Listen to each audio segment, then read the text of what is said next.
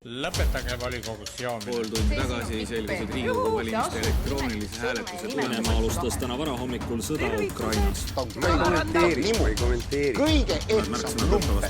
Tere tulemast. Rahvusringhääling kahjustab Eestile mainet. Meediapalat. Tere, hea kuulaja! Mul on sind taas kord hea meel tervitada Meediapalati 3. episoodis. Kätte on jõudnud 21. veebruar, mis tähendab seda, et nüüdseks on lillepoed ja šokolaadimüüjad valentinipäeva suurkasumi kätte saanud ning kohe-kohe jõuab järg kalameeste, leivatootjate ja õmblustöökodadeni, sest juba mõne päeva pärast on igas korralikus majapidamises paraadi näitava televiisori ees laual värsked kiluvõileivad ning maja väliseinal lehvimas ilus sinimust-valge. Lisaks sellele on täna kõigil kohustus nina vahukoore sisse ja lusikas hernesuppi sisse sutsata ning teha mõnel lähedal asuval künkal pikk liug, sest kätte on jõudnud kõigi laste lemmik vastlapäev. Kuid meie ei räägi täna ei sõbrapäevast, vastlapäevast ega vabariigi aastapäevast, sest meie formaat ei näe seda paraku ette. Räägime hoopis ajakirjanduslikul teemadel, mis on viimasel ajal kõneainet saanud. Martin, kes meil täna stuudios on ja millest me räägime? Tere! Täna on meil stuudios kursuse kaaslased Hanne-Loore Tuubel ja Volli Soasepp. Tervist! Tere! Ja lähemegi siis siit kohe esimese teema juurde, milleks on siis erinevate meediamajade poolt koostatud valimiskompassid ja nende võrdlus.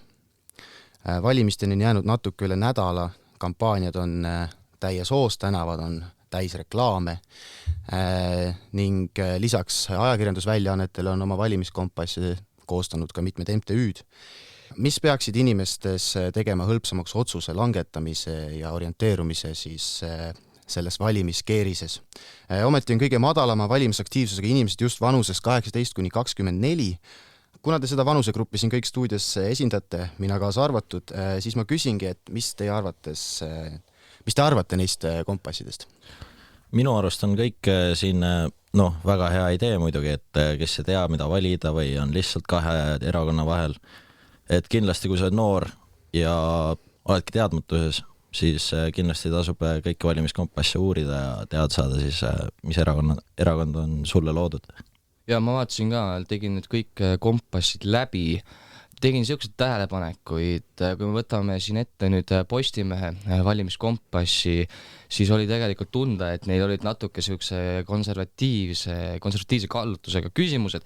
Üks küsimus, mis mulle silma jäi, oli see, et ma siis tsiteerin, et kas riigil peaks olema õigus ellu viia suurprojekte, näiteks Rail Baltic, fosforiidi kaevandamine, tuumajaam, tselluloosi tehas, kohalike elanike vastuseisust hoolimata. Nüüd siin tuleb nagu selline küsimus, et mõnikord on see nagu üldine avalik huvi on nagu ülekaalukam ja siis peaks see õigus olema, aga arvestada tuleks ka kohalike nõudmistega ja nendega peab arvestama, et sellest küsimusest see nagu välja ei tule, mis tõttu on väga raske sellele küsimusele vastata. Samuti Postimees ei andnud selle võimaluse jääda neutraalseks, oli vaid kas jah või ei küsimused või pigem jah või pigem ei ja lisaks veel vastus, et see teema ei ole minu jaoks oluline, et võib-olla teema võib mulle oluline olla, aga võib-olla ma ei ole piisavalt kursis sellega või ei ole ja seepärast tahaksin olla ühesõnaga neutraalne. Nüüd Delfi valimiskompass, selle puhul oli nagu vastuse variantidest oli aru saada, et kuhu nagu tahetakse suunata, millise erakonna kohta käib, milline vastus.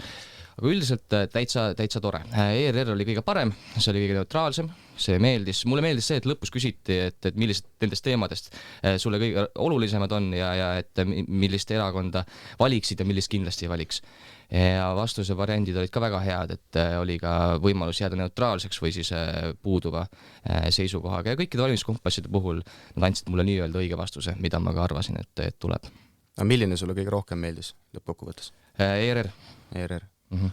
Minu meelest oli kõige parem kompass Postimehel just, sellepärast, et see andis mulle kõige selgem ülevaate just nendest üksikkandidaatidest, et ta pani sinna selle, kuidas sa ütled, see nelik, mis tekib see maailmavaateline skaala. Pani sinna peale mul täpselt paika, et ma nägin ära, millise kandidaadiga mul kõige sarnasem maailmavaade olla võiks. Nüüd sa tõid välja need küsimused, on ja samas ma tundsin nagu, et Postimehel olid kõikidel nende küsimuste häda on see, et nad on üldiselt niimoodi sõnastatud, et sa enam-vähem arvad, kuhu suunas see minema hakkab. Aga minu meelest Postimehel oli just kõige paremini see nagu paigas. ERR oli paremini ikka, minu arvates. Et seal oli siuke neutraalsed küsimused, et Postimehel olid siuksed, Postimehel näiteks oli veel, et kas Euroopa Liidul peaks olema praegusest rohkem võimu oma liikmesriikide üle.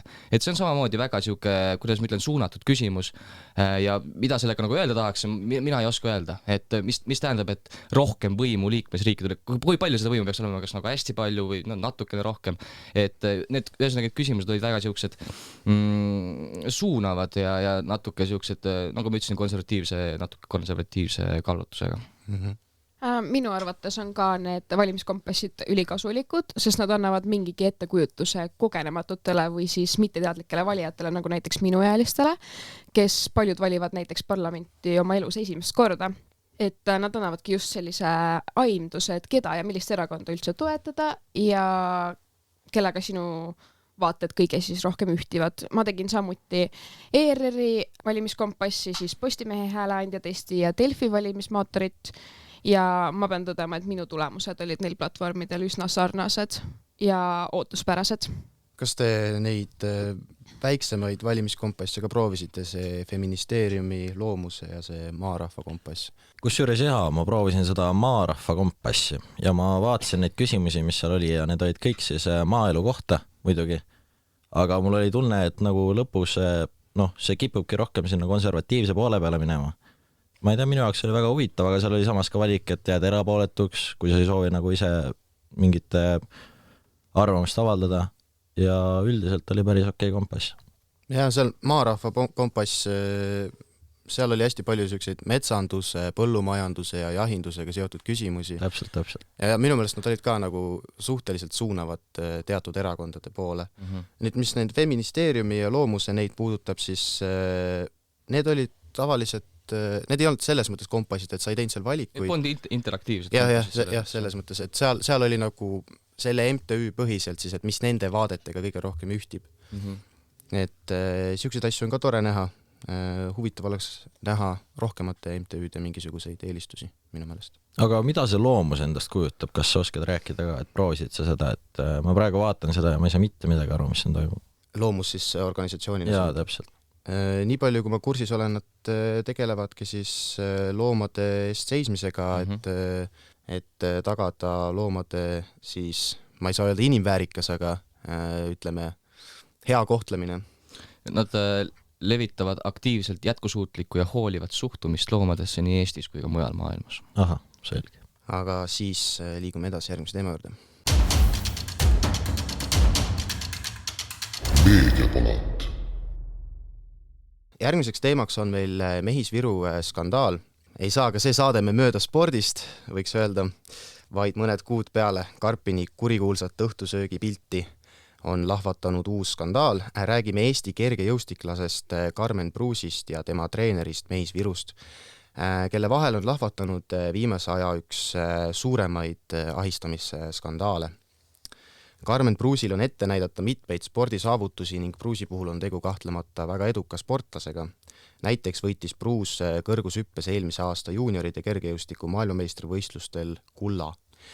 Treener Mehis-Viru on tuntud kergejõustikutreener ning pälvinud oma töö eest ka mitmeid tunnustusi, sealhulgas pälvis ta 2006. aastal Eesti Naisliidu aasta isa aunimetuse ja 2022. aastal Eesti parima naiste kõrgejõustikutreeneri tiitli.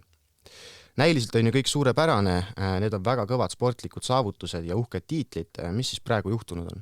No Eesti Kergejõustikuliit määras Mehis-Virule kergejõustikus tähtajatu tegutsemiskeelu.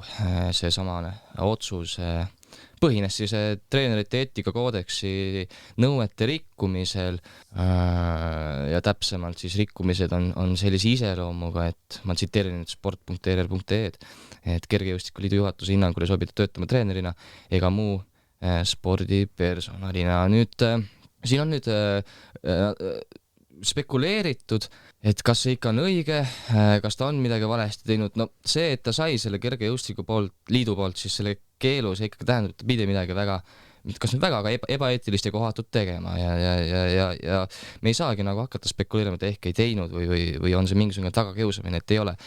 Konkreetne otsus on tehtud tähtajatu tegutsemise keeluga, mis tähendab, et Viru on eksinud eetikakoodeksi vastu ja see on fakt. Mul jäi seda teemat lugedes alguses, kui ma seda lugema hakkasin, ma alustasin Postimehest ja siis Postimehes olid kõik artiklid läbisegi, väga keeruline oli aru saada, mis siis tegelikult juhtus. Aga siis, kui ma võtsin ka teised väljaanded appi, ERR ja Delfi Sport, siis hakkas nagu pilt selgemaks minema. Ja mingil hetkel ma jõudsin nagu siukse artiklini, kus siis oli kirjas, et õigemini sealt jäi mulje, et tegelikult vist õigem oleks öelda, et mitte ahistamisskandaal, vaid et skandaal Mehis Viru ümber, kuhu on kistud ka Karmen Pruus, sest Karmen Pruusi enda väitel ei ole teda keegi ahistanud ja ta tegelikult väljendas ka seda, et ta üldse ei tahaks olla osa sellest skandaalist. Et tegelikult ju, kui me räägime sellest skandaalist, siis need ütlused, mis meedias olid, seal olid endised õpilased siis oma kogemusi või läbielamisi jaganud ja need otseselt ei puudutanud Karmen Pruusi.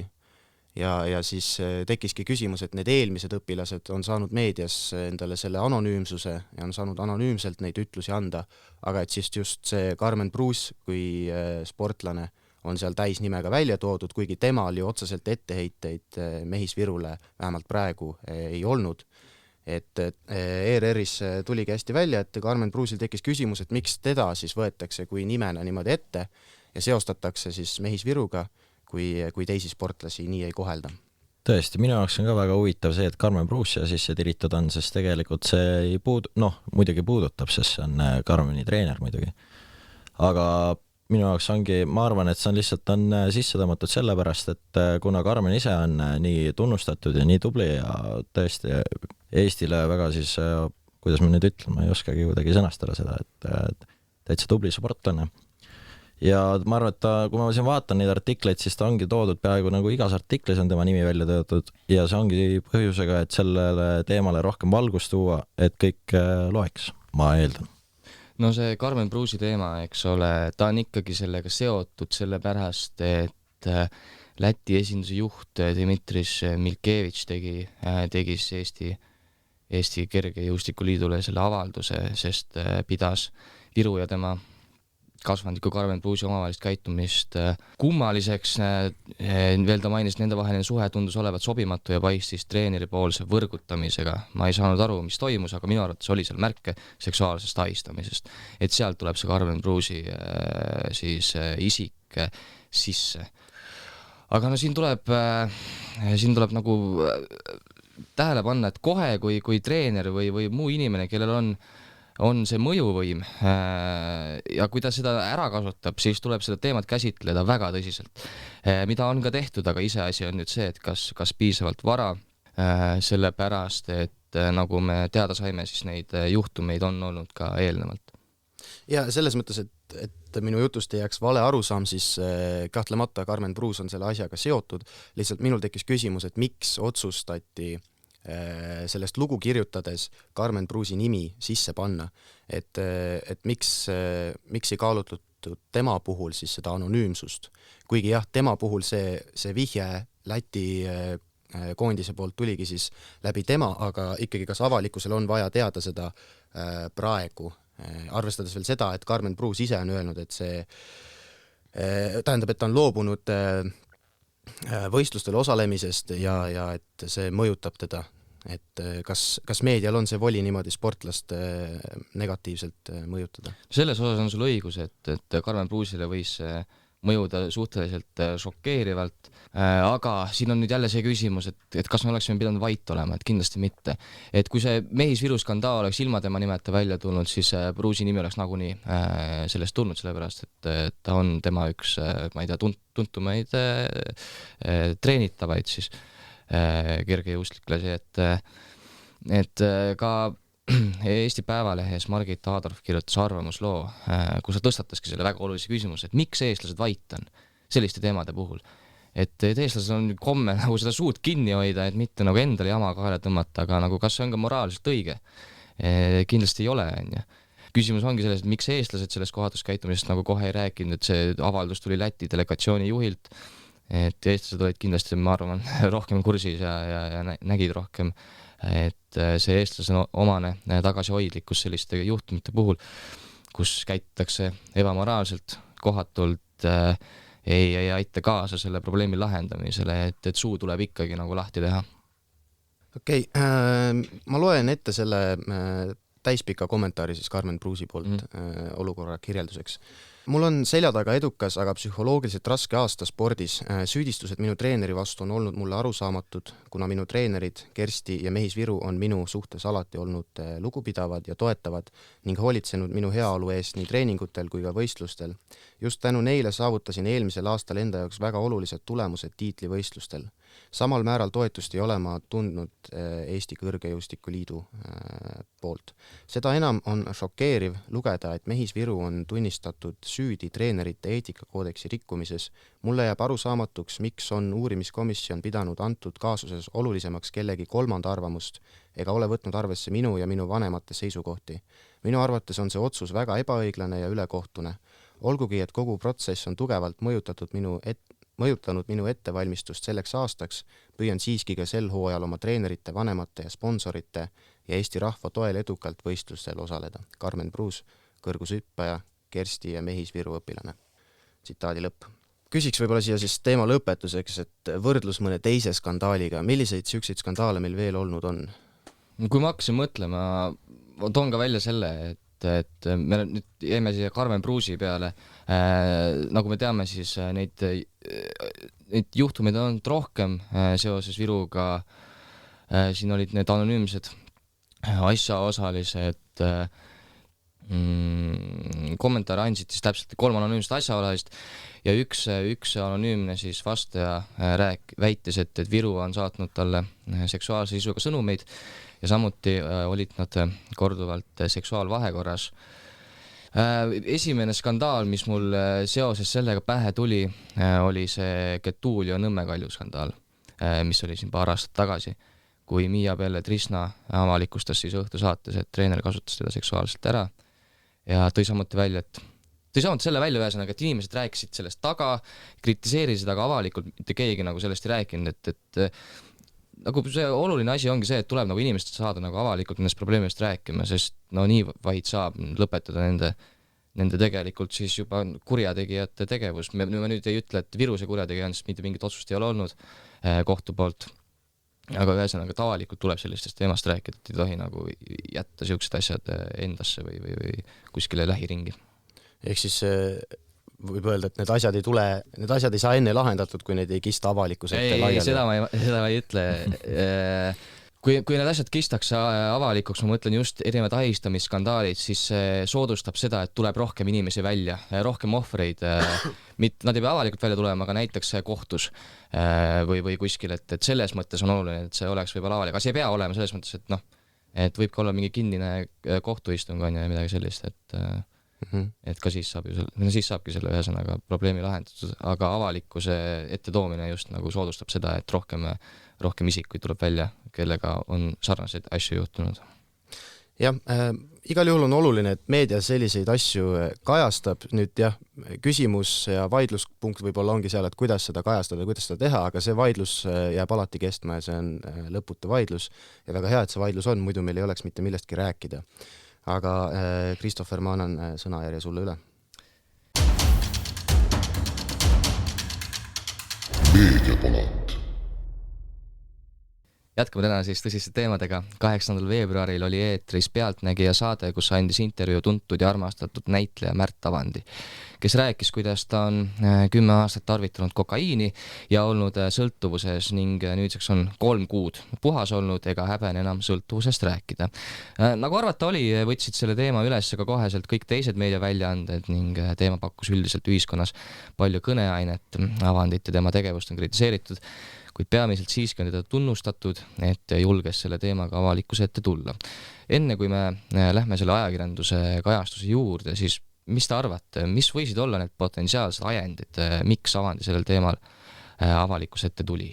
No nagu ta intervjuus mainis siis, et ennast lihtsalt sellest koormusest vabastada oli tema põhjus, aga kui ma nüüd isiklikult mõtlen, siis ma arvan, et ma olen nõus Märt Avandiga selles mõttes, et kindlasti ta tahtis vabaks saada sellest, et ta ei tahtnud enam mõelda sellele, tal oli ema või mitte ema, vaid perekonna ees piinlik, laste ees piinlik, tal oli kõige ees piinlik ja soovis lihtsalt sellega lagedale tulla ja mõtles, et kõige suurem lahendus ongi see, et tuleb siis avalikkuse ette. selles mõttes õigesti tegi, aga kindlasti see, mis Eesti rahvas teeb, et patsutab õlale selle eest ja no okei, vabandust, ma muudan ümber, et ta väga ei teinud õigesti minu jaoks. Minu arust ta ei oleks pidanud sellega nagu noh, seda ülistatakse seda teemat selles mõttes, et kõik kiidavad, kõik patsutavad õlale. Ongi see, et minu jaoks nagu narkootikumide kuritarvitamine tegelikult ei ole asi, mille eest kedagi nagu tänada, et tubli, et välja tulid ja tubli, et tunnistad. Mina arvan, et Avandi ajendid avalikkuse ette tulla võisid kindlasti oli see, et soov saada päriselt sõltuvusest vabaks, aga ma olen mitmelt inimeselt kuulnud, et nad arvavad, et tegelikult ta jäi hoopis politseile vahele ja seetõttu siis talle esitati nii-öelda ultimaatum, et kas ta tuleb ise avalikkuse ette sellega või siis läheb sellele politsei poolt siis ametlik käik.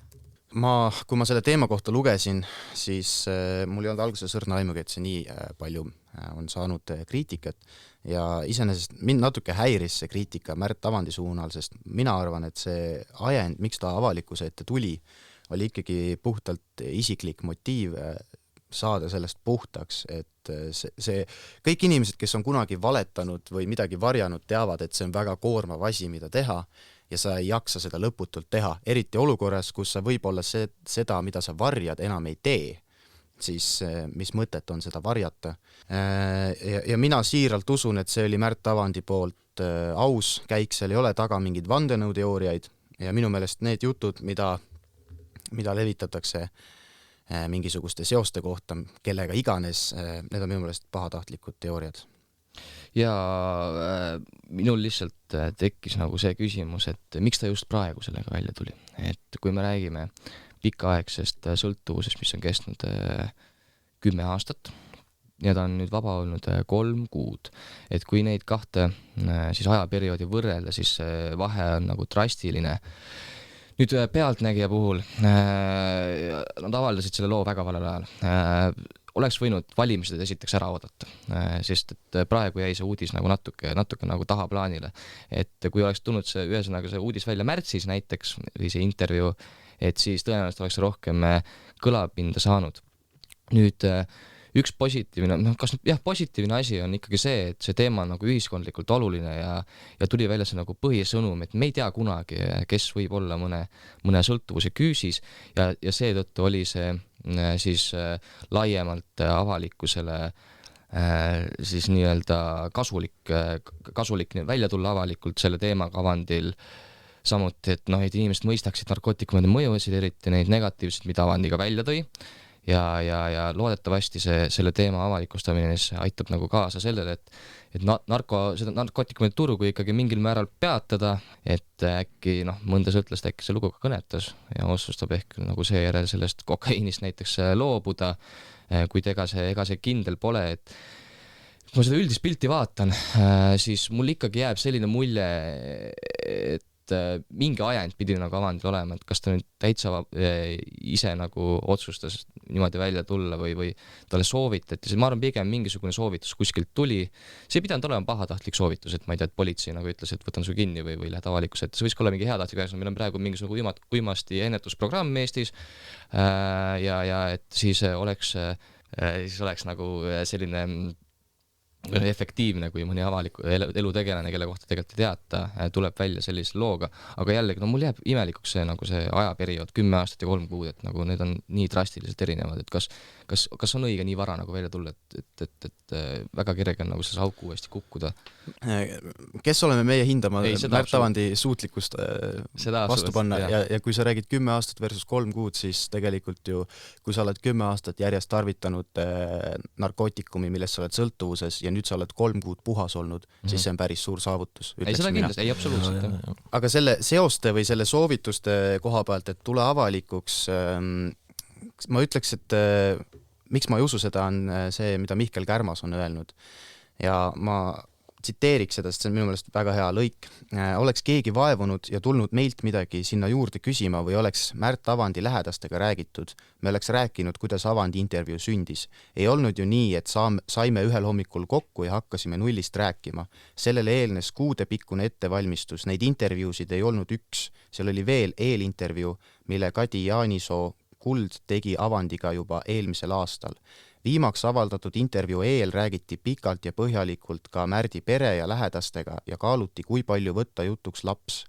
Otsus, et pere või Märt Avandi psühholoogi intervjuu juures ei ole, oli samuti läbi räägitud ja kaalutud otsus. Ja kui veel rääkida, kas oleks pidanud keegi teoreetik seal juures olema, siis järgmisel hommikul käis ETV Terevisioonis selline spetsialist antud teemal ka rääkimas. Minu andmetel Aljona Kurbatova Tervise Arengu Instituudist. Ehk siis, et see ei ole see üks intervjuu, mis tehti kõmdi ära ja läks eetrisse, vaid sellele eelnes väga pikk eeltöö. Nagu ma ütlesin, see tõi ühiskonnale siis palju kasu kindlasti, aga nüüd võiks rääkida sellest, et mis edasi juhtus pärast seda avandiskandaali, et kuidas siis meedia seda teemat edasi kajastas? Kas me räägime keskpäevatunnist? Keskpäevatunnis nüüd, hea küll, seal nüüd kritiseeriti avandi teemat ikka päris tugevalt, tahad sa rääkida sellest? Ma ei tea, ma võib-olla lähen liiga emotsionaalseks selles mõttes, et mul tekkis päriselt halb tunne, ma ei kuulanud, vaid ma lugesin seda, ma ei kuulanud täispikka saadet, ma lugesin seda Postimehe artiklist ja vaatasin seda Reporteri lõiku, aga mul tekkis päriselt halb tunne sellepärast, et minu meelest see, mida seal Keskpäevatunni saates räägiti, see tundus minu jaoks ülekohtune Märt Avandi suhtes. Ma ei tea, kas ma hakkan neid välja tooma siin nüüd ütlusi või? Kuulajale võib-olla siis taustaks võib esine, sest... Juba alguses kõlas ära see, et Märt Avandi on tõmmanud kriipsu peale kõigele, mis ta on teinud, kuna ta on 10 aastat toetanud kuritegelikku tegevust. Kahtlemata see on vaatenurk, kuidas asja vaadata, aga ma ei tea, kui objektiivne siuke vaatenurk on. Priit Hõbemägi tõi võrdlusena välja, et kui keegi suvaline Uudo, kes pani 20 aastat kärakat, oleks läinud mõne ajalehe toimetusse oma lugu rääkima, siis ilmselt ei oleks mitte keegi öelnud talle tubli. Meil aga asus teater, kus Avandi töötab kohe tema selja taha. Ja nagu selle kommentaariga mul tekkis nagu küsimus, et mis see teater siis oleks pidanud tegema, et inimesel on nagu sõltuvus ja ta tahab sellest vabaneda ja siis me tõmbame talle vee peale või kuidas see siis olema peaks. Seal toodi veel üks väga siuke ekstreemne võrdlus välja, et kokaiini ostmine on nagu praegu Venemaaga äri tegemine. Jah, seal Keskpäevatunnis ühesõnaga kritiseeriti seda teemat väga tugevalt Avandit isikuliselt siis. Mingil määral ma pean nagu osade asjade puhul võib-olla nõustuma, osade asjade puhul kindlasti mitte, et näiteks see fakt, et ta 10 aastat on toetanud kuritegevust, no see tegelikult on ju nii, on ju. Iseasi on nüüd see, et kuidas nagu sellest rääkida, et kui ta nüüd on avalikkuselt tulnud, tahab sellest sõltuvusest lahti saada, enam mitte toetada seda kuritegevust, et kas me peaksime siis jätkuvalt seda kritiseerima. Aga no jah, see Keskpäevatunni saade oli tõesti selline väga kriitiline avandi suhtes. Mina ütleks ka, et see, mida ta 10 aasta jooksul tegi võrreldes sellega, mida ta nüüd selle väljatulemisega tegi, et ma arvan, et suurem kaal oli sellega, et ta tuli sellega avalikkuse ette välja, räägib kõigile, kui halb see on, räägib selle siis, mis juhtub, kui sa teed seda 10 aastat järjest ja milline ta elu olnud on, kui raske, siis nagu tegelikult ma arvan, et avalikkus saab aru, et ja ka noored, kes ilmselt on siis riskigrupp selle all, et siis mõistavad, et tõesti, et ei tasu teha selliseid asju, et ma arvan, et see on, lõplikult on ikka hea otsus, et ta tuli välja. See ühiskondlik kasu on ikkagi suurem. Ja ma olen ka äärmiselt õnnelik, et nii palju toetust sai ja eriti oma ka koduteatrilt, kes siis teda jätkuvalt edasi toetab ja ei vallandanud ilmselgelt, et selles osas kindlasti respekt ja austus minu poolt, et ma kindlasti jälgin edasi ka tema tegemisi ja olen kursis nendega ja ei lase sellel uuel teadmisel siis nii-öelda ennast kuidagi mõjutada edaspidi.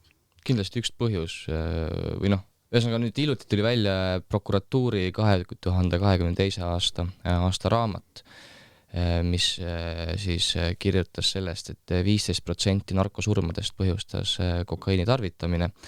Nüüd 2018–2021 oli narkosurmade arv. Ta siis varieerus aastatel 27–39 vahel ja eelmisel aastal ühe aastaga narkoüledoosi surmade arv on 79.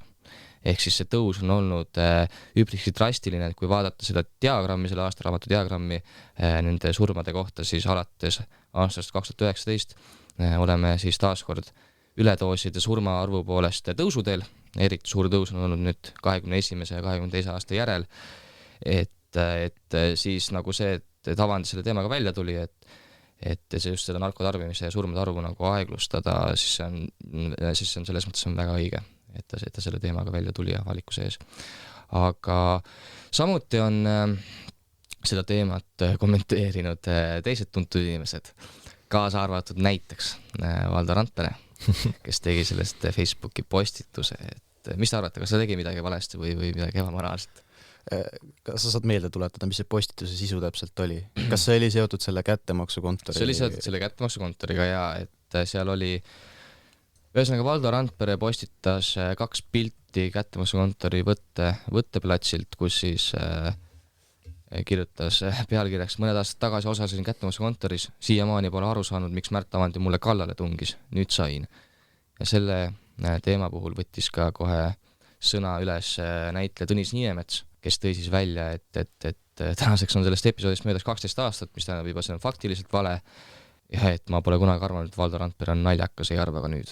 Ma nõustun selle Tõnis Niinemetsa välja öelduga, sellepärast, et esiteks sa ei saa omastada sarja karakterile päriselu inimese nagu olemust ja jah, et see oli natuke meelevaldne iseloomustus minu arust ka.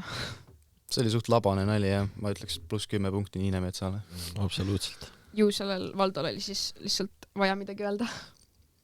Ühesõnaga, kokkuvõtteks võime öelda, et Avandi selle teemaga avalikkuselt tuli, siis tõi ühiskonnale suuremalt kindlasti kasu ja äkki nüüd siis mõtlemegi rohkem selle peale, et me ei tea kunagi, milliste sõltuvuste küüsis võib mõni inimene olla, sest ega välimuselt puhtalt sellest aru ei saa.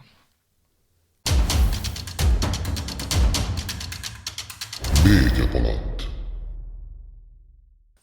Järgmine teema võib naljatades nimetada gigantide heitluseks.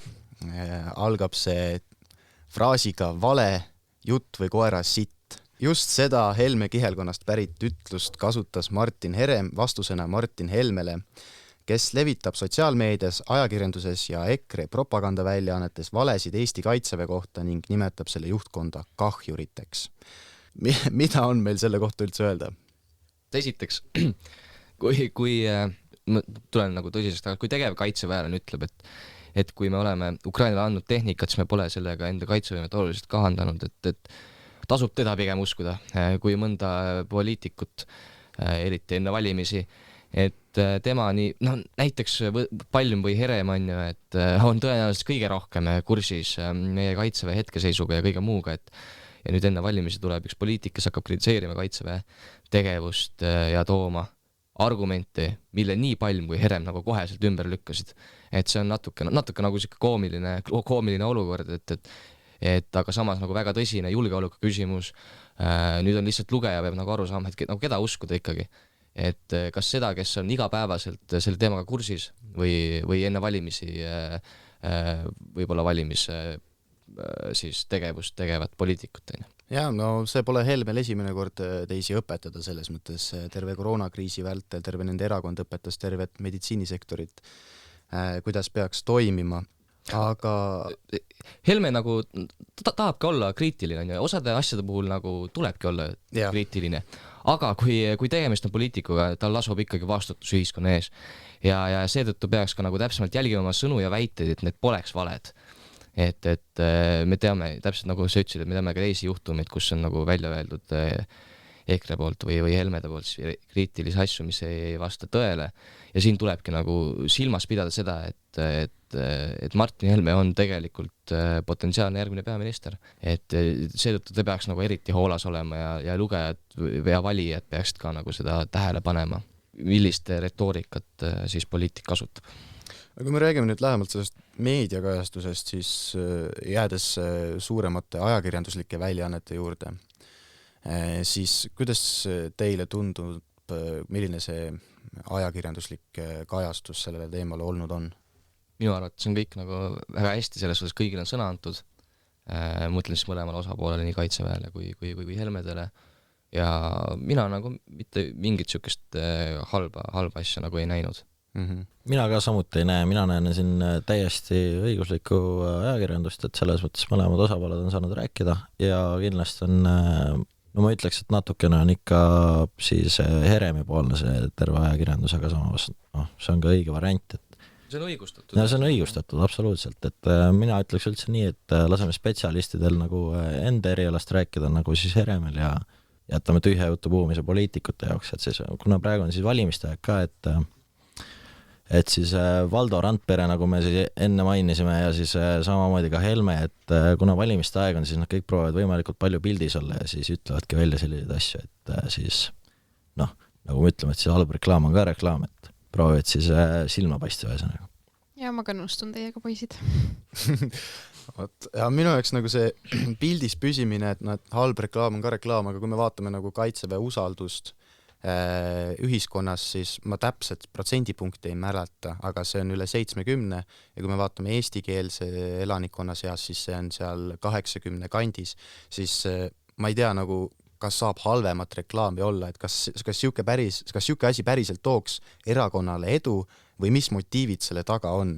Et see nädal tegelikult ju tuli ka uudis välismaalt väljaandest Poliitika, kus siis räägiti Wagneri juhi Prigožini mõjutustegevusest Euroopas ja seal räägiti ka seda, et enne eelmisi Riigikogu valimisi siis proovisid Prigožini jõud siis saada kontakti EKRE-ga ja proovisid leida viise, kuidas rahastada Eesti Konservatiivset Rahvaerakonda, sest et nende jaoks on sobilik EKRE agenda, mis vastandub väga tugevalt liberaalsetele erakondadele, Euroopale ja NATO-le ja kõigele sellele, et võib-olla neid motiive, miks täna niimoodi väga käredalt kritiseeritakse Eesti kaitsejõude, seisnebki hoopis kuskil seal. Et minu meelest igal juhul see Politico artikkel on väga, väga huvitav ja minu jaoks viimase aja üks suuremaid nagu lugemiselamusi, kui nii võib öelda. Täna hommikul tegi EKRE siis Balti Kaitsekolledži teadurile Viljar Veebelile, kelle kaudu see info siis Poliitikusse jõudis ja Eesti meediaväljaannetele hagi hoiatuse ja nõuab vabandamist. Samuti nad tõid ma siis lugesin seda selles Facebooki postitusest, mis Konservatiivne Rahvaerakond tegi, et nad tõid välja eelmiste valimiste selle Mari Krossi skandaali, kus siis tema sõnul ekrelased loopisid teda rannas kividega, et mis nüüd siis tuli välja minu teada, et see ikkagi ei olnud nii, aga neid kahte võrrelda ei ole õige, need on kaks täiesti erinevat teemat. Esimene teema on Eesti julgeolek, teine on mingisugune ühesõnaga siuke persooni või siuke ühesõnaga tsiviilasi rohkem ja siis Viljar Veebeli kaudu siis täpselt nagu ma ütlesin, Poliitikusse info jõudis, et Wagneri grupp soovis teha EKRE-ga koostööd ja nüüd EKRE nimetab teda laimajaks. Eile aga nii uued uudised kui ka Objektiiv nimetasid Viljar Veebelit seotuks Kremli või Putini mõttekojaga. Ehk siis tehti nagu tagasi, et see on see tuntud retoorika, et ütled mulle halvasti, ütlen ise vastu ka. Et jälle on mindud nagu spetsialisti kallale, täpselt nagu Heremi ja Palmi puhul. Kui see on mingisugune valimisreklaam, see on väga halb valimisreklaam praeguses julgeoleku olukorras, nii selle Helme kui ka Wagneri puhul, et väga imelikud asjaolud ja väga kahtlast retoorikat kasutatakse minu arvates. Ühesõnaga, lisaks sellele, mis siin viimasel ajal välja on tulnud, siis üks asi, mida ma veel tähele panin, et Delfi leht sisuturunduse alajaotus on täitunud ühe erakonna sisuturundusega ja nüüd pannes seda praegusesse konteksti, see erakond on siis EKRE, kas te peate siukest sisuturundust seal õigeks olukorras, kus selle erakonna esimees niimoodi ründab kaitsejõude ja tuleb välja mingisuguseid salastatud dokumente, et kas Delfi meediamajana käitub selles olukorras teie meelest õigesti? Mul on siin Delfi praegu lahti, aga ma siin ei näe, aga ma olen kindlasti näinud neid reklaame sinna EKRE kohta, et võib-olla ma olen Postimehega ka segamini, et kui ma siin eile neid artikleid lugesin, siis olid mitmed EKRE reklaamid igal pool, aga samamoodi olid ka siis Reformi reklaamid ja Eesti 200 reklaamid, et ma ei tea, võib-olla ma olen Postimehega segamini praegu, aga ma nägin siin mitme erakonna reklaame küll. nüüd me räägime reklaamist ja sisuturundusest, et need on tegelikult 2 erinevat asja. Et kui me võtame lahti termini sisuturunduse, siis see on tekstireklaami vorm, mis sarnaneb ajakirjandusartikliga. EKRE kasutab nüüd sisuturundust Delfis ja Postimehes. Mis on nüüd siuke analüüsitav koht on see, et kas inimesed ikka saavad aru, et tegemist on sisuturundusega. Et ma olen üpris kindel, et on nagu hulk inimesi, kes võtsid neid artikleid tõe pähe ja ei arvestanud tõsiasjaga, et tegemist on siis sisuturunduse ehk siis makstud reklaamiga ja see on nagu tegelikult mingil määral nagu ohtlik, et siin tuleb nagu tõsiselt mõelda, et kuidas paremini selgeks teha, et tegemist on siis poliitiliselt kallutatud ja kinnimakstud artiklitega, et vaid see väike märge seal üleval, et sisuturundus, et see minu arvates ei ole piisav eriti enne valimisi, et tuleks nagu kuidagi paremini välja tuua see, et see artikkel on siis tellitud selle erakonna poolt või selle ettevõtte poolt, et reklaamida kas oma toodet, oma valimisprogrammi või midagi taolist. Et tuleb see paremini nagu meediaväljanduses välja tuua, et noh, me teame väga hästi, et vanem põlvkond võib-olla ei ole nii digipädev ja nad ei märka neid asju, et tean inimesi, kes isegi kommentaaridel ja uudistel vahet ei tee, on ju, et see tuleb nagu paremini välja tuua. Ja samuti see termin sisuturundus, et see võib-olla ei ole ka nagu see termin kõigile nagu arusaadav, et siin tuleb nagu midagi välja mõelda. Aga samas on nagu jokk, juriidiliselt kõik on korrektne, et on välja tulnud siin sisuturundus ja kõik on nagu tegelikult, jah, kõik on nagu korrektne.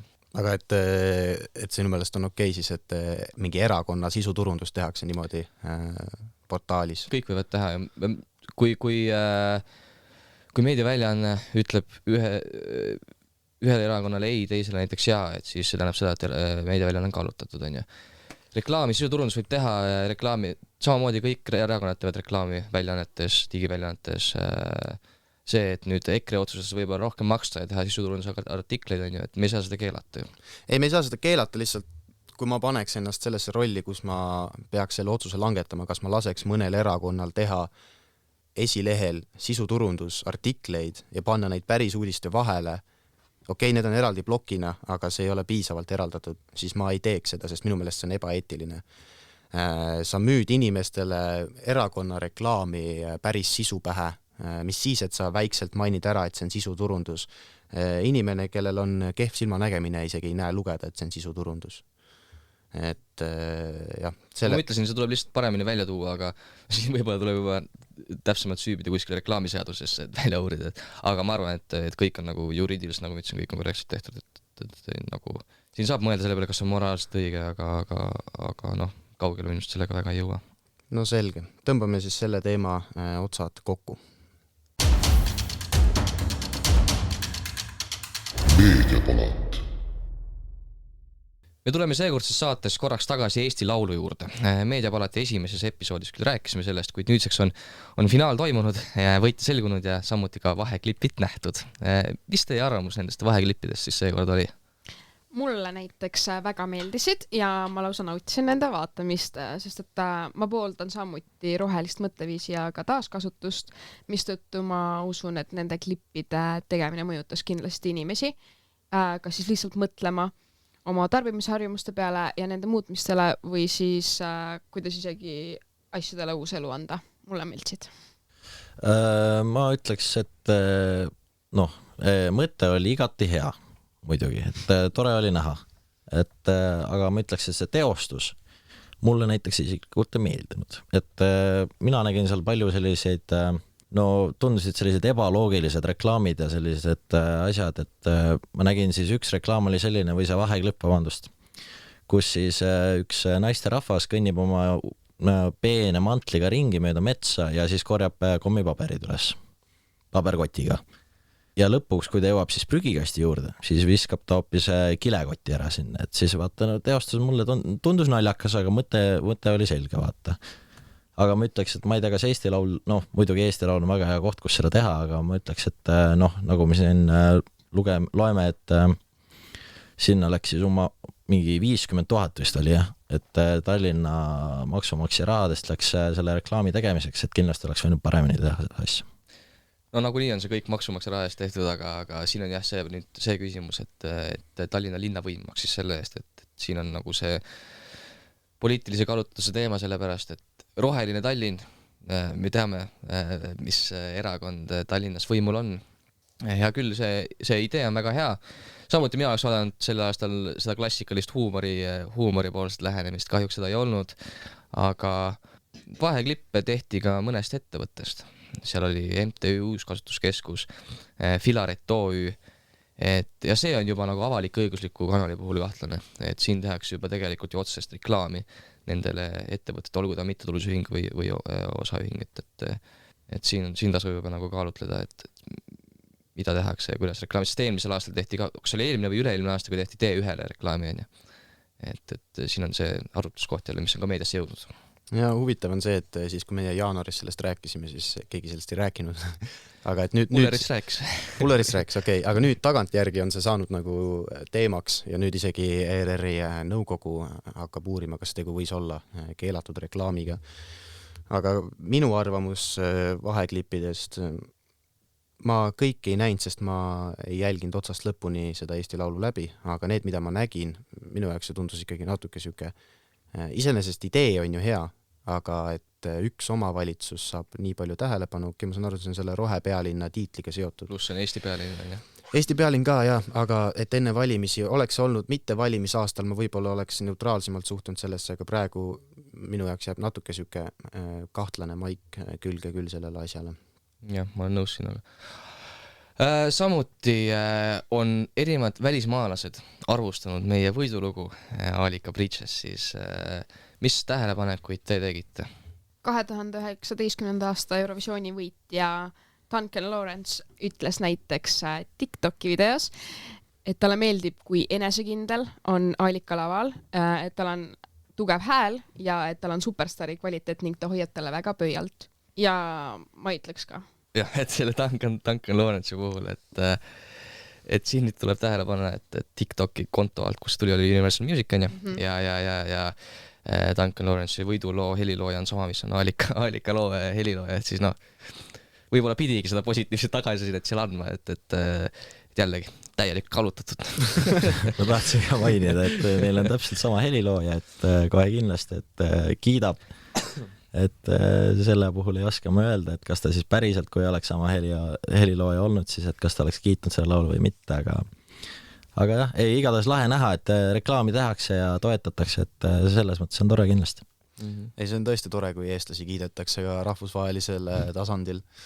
Nii palju, kui mina olen näinud, siis see lugu on siuke keskmisest kõvem, et ma ei mäleta nüüd, mis ma vaatasin, aga ma vaatasin neid erinevaid arvustusi YouTube'ist, siis, mis lihtsalt otsinguga välja tulid.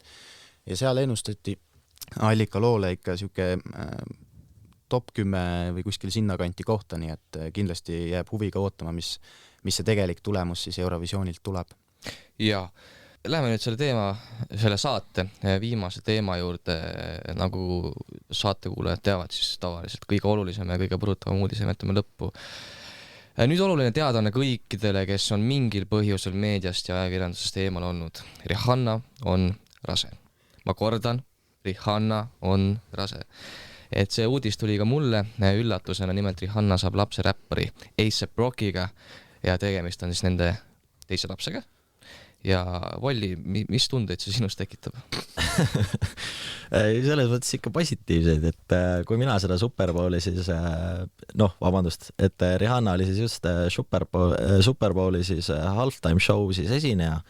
Ma arvan, et nii nagu mina ja paljud teised, siis ma lootsin kindlasti näha uut albumit Rihanna poolt. Aga samas teine laps on kindlasti ka väga tore uudis, aga jah. Album oleks toredam olnud. ei, ma ei taha nii öelda päris, aga tõesti. Ei, väga lahe. Hanne-Loore, kuidas sa suhtud sellesse? Volli kommentaari või millesse? Mõlemas. Volli kommentaar oli selline mehine, aga Rihanna muidugi, see oli paljud fännid ootasid siis ka tema sellist uue albumi uudist, kuid tuli hoopis see raseduse oma, mida ta ilusti esitas. Ja ühtlasi see oli tema esimene esinemine üle 6 aasta. Mida sellepärast need fännid ootasidki hästi-hästi pingsalt, kuid ega ta selle show'ga kedagi nii-öelda puudutamata jätnud, ma ütleks, et ta kõnetas väga paljusid, tal oli imeilus kostüüm ja lisaks mainis Rihanna ühes intervjuus, et ta tahabki katsetada uute asjadega ja muusikaga ning ta on avatud uutele nii-öelda vooludele, sest et ta tahab avastada ja luua midagi, mis on erinev ja uudne. Ja tõepoolest, et Rihanna esines see aasta Super Bowlil ja Postimehe portaal Naine kirjutas 13. veebruaril tema etteastest ning kirjeldas seda väga huvitavalt, ma tsiteerin: 34-aastane laulja vaimustas vaatajaid üleni punasesse riietatuna, kuid seejärel krabas ta endal jalge vahelt kinni ning nuusutas ja lakkus sõrmi. Vaatasin ka ise etteaste üle ja tõepoolest tõsi on, et ta oli punasesse riietunud ning ka see teine väide on tõsi, et siit nagu küsimus, et kas see on normaalne? No see on osa tema imagost äkki või nagu tema sõnumist, seega ma pooldan seda. Mina arvan, et see oli õige. Kütab kirgi ja intriige ja lisab asjale vürtsi, ütleme nii. Yeah. Fännid ootasid midagi ootamatut ja nad said selle. Mul ei ole palju kommentaare selles mõttes, et erinevalt Christopherist ma ei vaatanud seda üle. Aga sa vaatasid seda? Videot ei vaatanud, ma lugesin. Ma lugesin ja mingi video hakkas mängima, aga ma panin selle kinni, sest ma tahtsin lugeda. Ja siis ühesõnaga, ma ei tea, ma ütleks kõva show. Ma ise ei ole Rihanna fänn, ja ma ei loe tavaliselt siukest ajakirjandust väga palju, aga minu jaoks oli see lõbus kerge lugemine ja rõõm kuulda, et keegi elab õnnelikku elu ja et keegi saab lapse. Et kindlasti väga tore, ma soovin, et nad oleksid perekonnana õnnelikud ja neil läks kõik hästi. Samuti saab talle tagantjärgi palju õnne sünnipäevaks soovida, sest et Rihannal oli eile sünnipäev. Lõppu tahan siin mainida veel, et Rihannat on süüdistatud ka saatana kummardamises selle esitusega, et nagu siin ka teisi esinejaid varasematel aastatel, nagu viimane Super Bowl oli siis, kes Weekend vist oli, jah? Kas keegi saab kinnitada, ei saa? Et Weekend võib-olla oli. Ja siis tema oli samamoodi punases riietunud, et seda seostatakse saatana kummardamisega. Ja samamoodi nagu artiste siis Sam Smith ja Lil Nas X ja kõik neid on süüdistatud saatana kummardamisega ja siis tundub, et see ongi siis tänapäeval trendiks saanud. Mina isiklikult arvan, et see on täielik naljanumber, et selline asi üldse nagu teemas on. Aga muidugi lugeja on huvitav lugeda. Võib-olla neil kõigile meeldib lihtsalt punane. Ma arvaks ka. Siuke pilku püüda värvi. Aga ongi juba saade läbi saanud. Hea kuulaja, me täname sind, et püsisid meiega saate lõpuni. Täna usutlesid stuudios Hannel-Ore Tuubel, Volli Soasepp, Martin-Erik Maripuu ja mina, Christopher Muraveiski ning loodetavasti kuuleme juba paari nädala pärast. Seniks aga soovime teile juba etteruttavalt ilusat vabariigi aastapäeva, sööge ikka ohtralt kiluvõileiba ning lehvitage uhkusega meie kaunist sinimust valget ning mõelgem sellele, kui hea on elada vabas demokraatlikus Eesti riigis. Aitäh ja kuulmiseni! Aitäh! Nägemist! Nägemist!